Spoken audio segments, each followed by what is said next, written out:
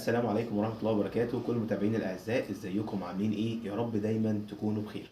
تعالى هكلمك النهاردة في تريكاية صغيرة كده في نطق اللغة الإنجليزية هتحسن من نطقك جدا. تعالى نجرب مع بعض. حاول تنطق الكلمة دي كده. ها، اسمها ايه؟ part. part. part. ممتاز. طب تعالى نجرب الكلمة اللي بعديها كده. ها. نعم. لا مش صح. ما ينفعش اقول عليها partial. partial. partial. طبعا الكلام ده غلط. احنا عندنا المقطع اللي هو السافكس اللي بيجي في اخر الكلمه اللي هو تي اي اي ال.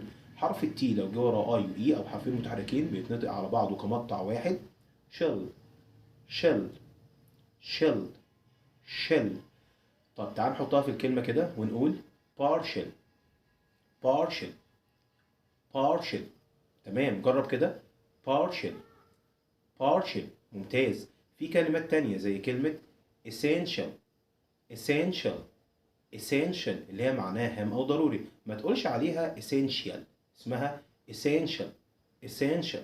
وفي كلمة تانية potential. potential. potential. ما تقولش عليها potential، اسمها potential.